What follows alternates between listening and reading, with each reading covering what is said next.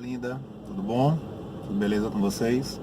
Estamos aqui gravando outro vídeo, tá?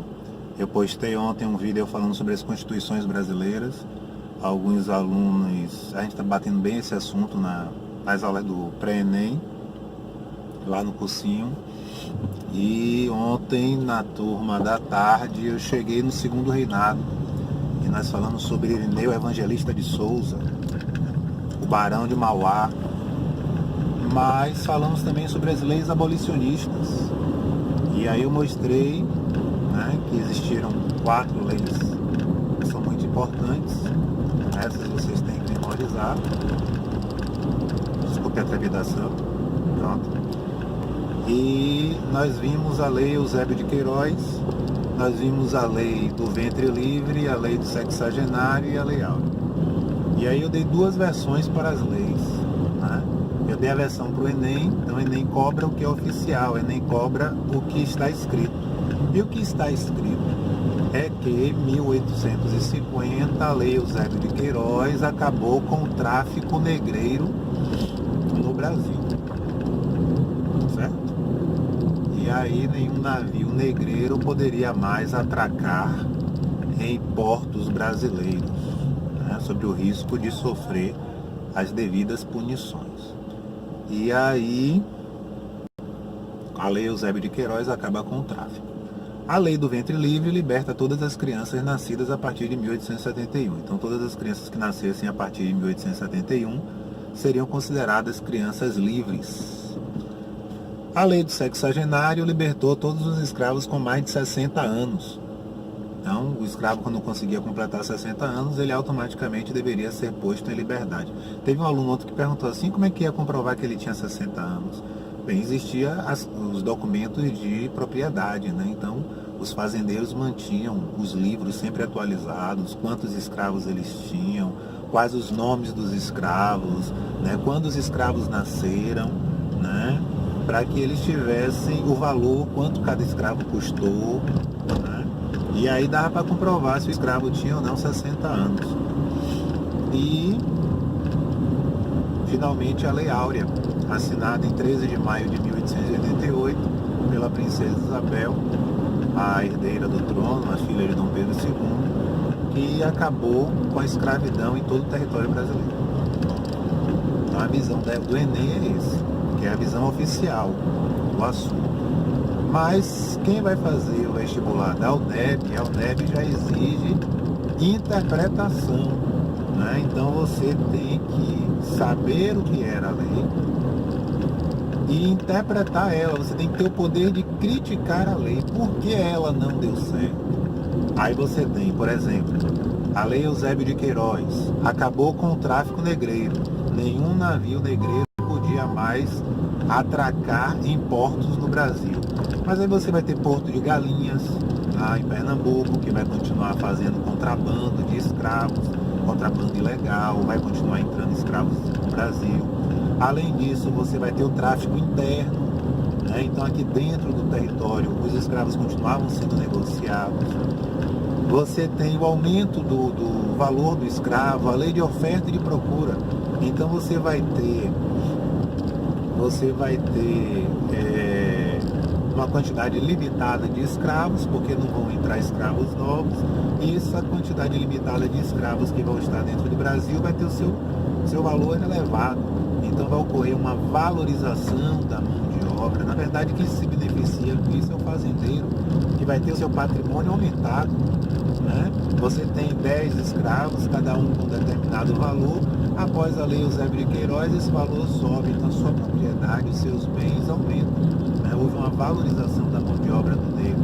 Por outro lado, né, antes da lei Eusébio de Queiroz ser assinada, se conseguia escravo muito facilmente, o que fazia também com que os fazendeiros se livrassem dos escravos também muito facilmente. Punir, né, disciplinar, né, esquartejar, torturar os escravos. Depois da lei Eusébio de Queiroz, isso ficou bem menor. Afinal de contas, você tinha que preservar um patrimônio que você sabia que estava escasso, estava faltando no Brasil. Tá? Então, quando você pega e começa a entender, a fazer as críticas em cima da lei, é como a UNEB quer que você pense. Tá? Não é o Enem. O Enem é a lei crua. A lei do ventre livre libertou todas as crianças nascidas a partir de 1871. Mas as crianças não saíam. Né? A criança ficava presa à mãe que era escrava. Uma vez a criança presa à mãe que era escrava, ele comia na fazenda. Então ele tinha que trabalhar para bancar os benefícios de morar na fazenda. Então as crianças continuavam sendo escravizadas.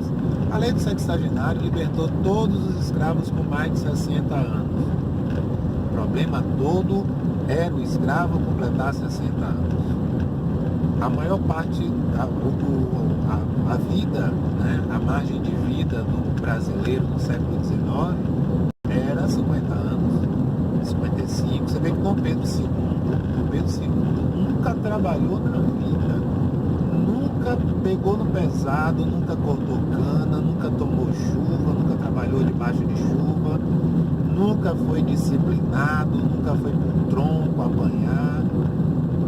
Então ele teve uma vida cheia de mordomias e Dom Pedro II morreu com 65 anos. Imagine o pobre do escravo, coitado, trabalhava debaixo de chuva, vivia doente, era espancado. Né? Chegar aos 60 anos é um absurdo. Então poucos escravos se beneficiavam dessa lei. Poucos escravos chegaram aos 60 anos. Alguns poucos escravos reprodutores, né? Porque com a lei Eusébio de Queiroz, quando o fazendeiro não consegue mais comprar o escravo, ele vai produzir o escravo. Ele vai separar um escravo, vai ser um escravo reprodutor, né? Ele não vai para a lida da cana e a função dele é fazer filhos, que seriam escravos para o seu origem. Né? E a lei do ventre livre vem para acabar com isso. Mas a lei do sexagenário acaba não beneficiando uma grande quantidade de negros, de escravos, porque o escravo não chegava nessa idade, né? 60 anos, mal alimentado. Aí ontem a gente estava debatendo na sala sobre o alimento do escravo. Aí um aluno fez assim, mas eu comi sarapatel e minha avó disse que era comida de escravo. Sim, o escravo, ele comia normalmente rapadura ralada com farinha de mandioca. Era a comida do escravo. Rapadura é energético, era para dar energia para o escravo trabalhar. Quando o escravo comia outra coisa, normalmente ele usava criatividade para transformar o lixo em comida. Repare que sarapatel é o quê? Víscera. Galinha ao molho pardo, sangue. Maniçoba, folha venenosa. A maniçoba, se não for bem feita, ela mata. Certo? Então o escravo tinha que usar da sua criatividade para poder se alimentar. A feijoada, por exemplo, o senhor mandava matar o porco para a família dele. Né? E aí, ao tratar o porco, né, tirava a orelha, tirava os pés, tirava o rabo, tirava o focinho e jogava no lixo. Aí o que é que o escravo fazia? O escravo pegava no lixo o resto do porco, jogava no feijão. Ah, professor, mas o feijão lá de casa não tem nada disso. Sim, eu estou falando da feijoada carioca. A feijoada no Rio de Janeiro é uma feijoada cheia de rabo de porco, pé de porco, focinho de porco. Por quê? Porque era assim que o escravo lá no Rio de Janeiro conseguia comer uma coisa diferente, pegando os restos do porco que era tratado pelo fazendeiro. Além disso, você vai ter também a lei áurea, que é a lei, espera aí um momento, que é a lei assinada pela princesa Isabel, em 13 de maio de 1888. E o que é que Isabel faz?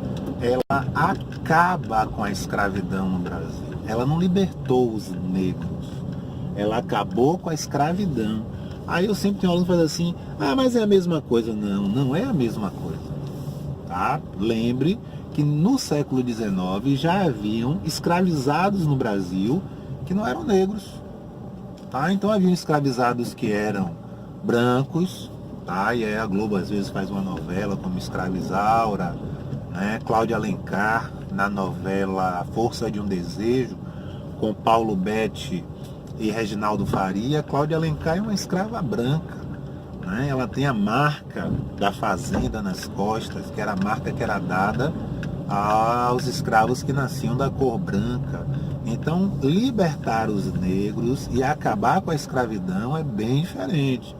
Tá? E Bebel, eu posso chamar de Bebel porque eu sou íntimo, né? Isabel, ela vai libertar os escravizados e não só os negros. Vale lembrar que não haviam só negros escravizados.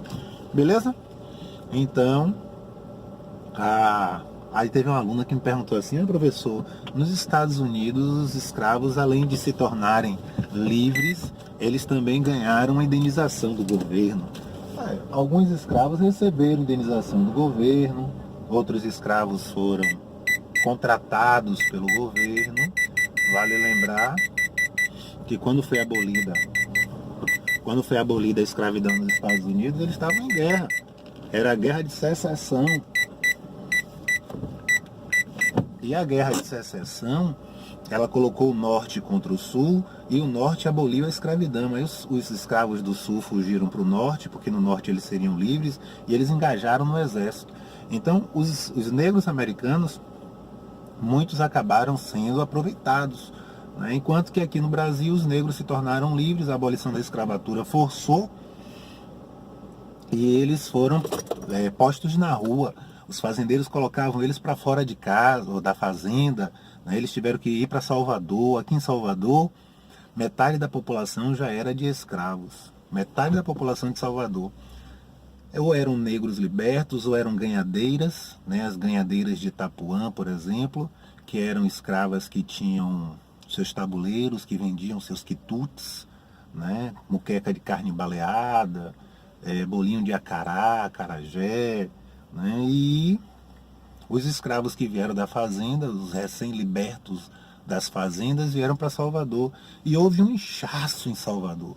E esse inchaço acabou jogando o negro na marginalidade, né? Então, o negro vai cair na prostituição, no tráfico de drogas. Nessa época a maconha vai ser proibida, né? Porque até então ela era liberada, né? E aí são outros assuntos que numa próxima aula eu falo com vocês. Já cheguei no meu objetivo. Beijo enorme no coração de vocês. Até a próxima aula.